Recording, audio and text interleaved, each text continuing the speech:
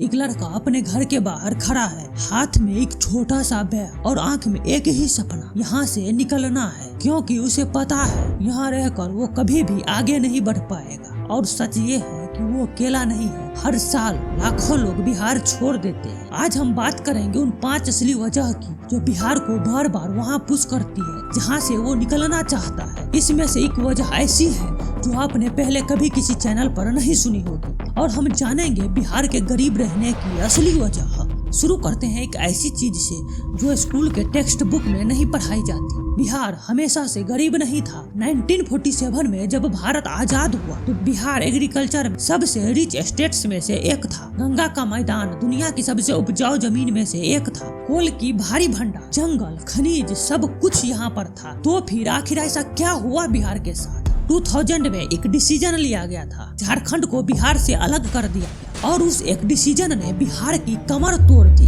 बिहार के पास था 40% से ज्यादा industrial base, coal reserves, steel plants, Tata factories, सब कुछ झारखंड में चली गई, जिस वजह से एक रात में ही बिहार का जीडीपी कंट्रीब्यूशन गिर गया। सोचो एक सेकेंड के लिए, अगर महाराष्ट्र से मुंबई अलग करते, अगर तमिलनाडु से चेन्नई अलग हो जाए तो क्या होगा? बिहार के साथ भी वही हुआ। अब एक और प्रॉब्लम जो हर साल आती है, फ्लड्स।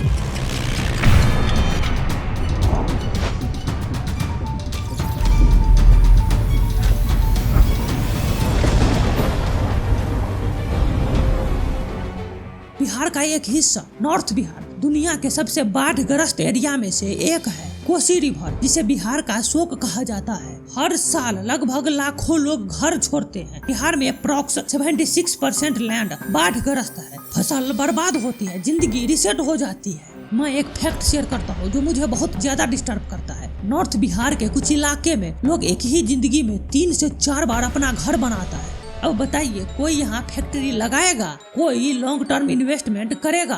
कोई रिस्क लेगा? एक सिंपल एग्जांपल सोचो, अगर रोड ही ठीक नहीं होगा, बिजली स्टेबल नहीं है, तो फिर फैक्ट्री कैसे लगेगी? एक बिजनेसमैन करोड़ों इन्वेस्ट करने जा रहा है, लेकिन उसे पता है ट्रांसपोर्ट वीक है, इलेक्ट्रिसिटी अनरिलायबल है, क्या वो इन्वेस्टमेंट करेगा? बिल्कुल नहीं। और जब फैक्ट्री नहीं लगेगी तो जॉब्स कहाँ से आएगी? बिहार में लॉजिस्टिक वीक है, इंडस्ट्रियल पार्क कम है, कनेक्टिविटी लिमिटेड है, और ये सब मिलकर डेवलपमेंट को धीरे धीरे रोक देता है। अब वो चीज जो आपने फील की होगी पर्सनली, आपके घर में या गांव मोहल्ले में कोई ना कोई जरूर होगा जो बिहार से बाहर है। ये लोग कौन है? ये बिहार के सबसे मेहनती, सबसे पढ़े लिखे, सबसे एम्बिशियस लोग हैं, और वो सब बिहार के बाहर है। बिहार से अप्रॉक्स 2.5 करोड़ लोग माइग्रेट कर चुके हैं। दिल्ली में 30 लाख से ज्यादा बिहारी माइग्रेंट वर्कर्स है। गुजरात, महाराष्ट्र में बिहार का लेबर फोर्स कंस्ट्रक्शन से लेकर आईटी तक हर जगह है। इकोनॉमिक्स में एक टर्म है ह्यूमन कैपिटल फ्लाइट, मतलब यह है कि एक स्टेट अपने पैसा एजुकेशन में लगाती है,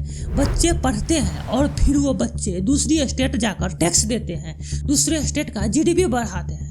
बिहार गरीब क्यों है? क्योंकि ये टैलेंट बिहार में रुकता ही नहीं। इसे कहते हैं ब्रेन ड्रेन।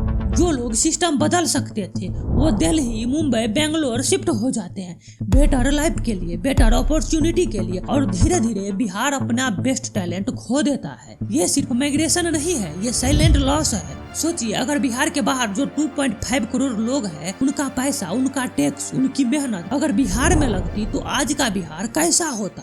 अब वो हिस्सा जिसके बारे में लोग बात करते हैं लेकिन पूरी बात नहीं करते, पॉलिटिक्स। मैं किसी पार्टी का नाम नहीं लूंगा, मैं आपको सिर्फ एक इकोनॉमिक्स कॉन्सेप्ट समझाता हूँ जिसका नाम है वेलफेयर ट्रैप। सोच के देखिए, अगर एक स्टेट में लोगों की मेजोरिटी आज भी स्ट्रगल कर रही हो तो उनके लिए सबसे इम्पोर्टेंट क्या हो? Free ration, subsidy, immediate help, long term growth नहीं। आज का सर्वाइवल ज्यादा इम्पोर्टेंट लगता है। जब लोग फाइनेंशियली स्टेबल हो जाता है तो वो लॉन्ग टर्म चीजें देखता है, जॉब्स, बिजनेस, पॉलिसी। वो इमोशनली नहीं, सोच समझ कर वोट करते हैं, और ऐसे में वोटर को इन्फ्लुएंस करना मुश्किल हो जाएगा। और अगर डाटा देखें तो बिहार का पर कैपिटल इनकम नेशनल एवरेज से काफी कम है। एक लार्ज पॉपुलेशन आज भी पॉवर्टी लाइन के आसपास है। और अब वो रीजन जो शायद आपने कभी नहीं सुनी होगी, 80-50 century East India Company decide कर रही थी रेलवे लाइंस कहाँ बनेगी। अब लॉजिकली सोचो, fertile land, dense population, resource, सब कुछ था बिहार में। यही डेवलपमेंट होना चाहिए था, और रेलवे बनी भी, लेकिन एक ट्विस्ट के साथ। ब्रिटिश ने रेलवे ऐसे डिजाइन की जो बिहार को डेवलप नहीं करती थी, बल्कि बिहार को कनेक्ट करती थी कोलकाता, बॉम्बे, मद्रास के पोर्ट से, क्योंकि उनका गोल डेवलपमेंट था ही नहीं, उनका गोल एक्सट्रैक्शन था। बिहार से रॉ मटेरियल उठाओ, पोर्ट तक ले जाओ और बाहर भेज दो। वैल्यू एडिशन कोलकाता में होती थी, जॉब्स कोलकाता में बनते थे। बिहार सिर्फ रॉ मटेरियल सप्लायर बन गया। इंफ्रास्ट्रक्चर बना लेकिन डेवलपमेंट के लिए नहीं, कंट्रोल के लिए। और ये पैटर्न जो 80-50s में ब्रिटिश ने सेट किया वो आज भी किसी न किसी रूप में चल रहा है। बिहार अब भी रॉ मटेरियल एक्सपोर्ट करता है, लेबर एक्सपोर्ट करता है और वैल्यू क्रिएशन कहीं और होती है। इसीलिए बिहार का ग्रोथ स्लो है। वापस उस लड़के पर आते हैं जो सुबह 6 बजे बैग लेकर खड़ा था। वो सिर्फ एक लड़का नहीं है, वो बिहार की रियलिटी है, जहाँ सपने घर के बाहर शुरू होते हैं और अक्सर किसी और स्टेट में जाकर पूरा होता है। बिहार गरीब नहीं था, उसे धीरे धीरे पीछे धकेल दिया गया।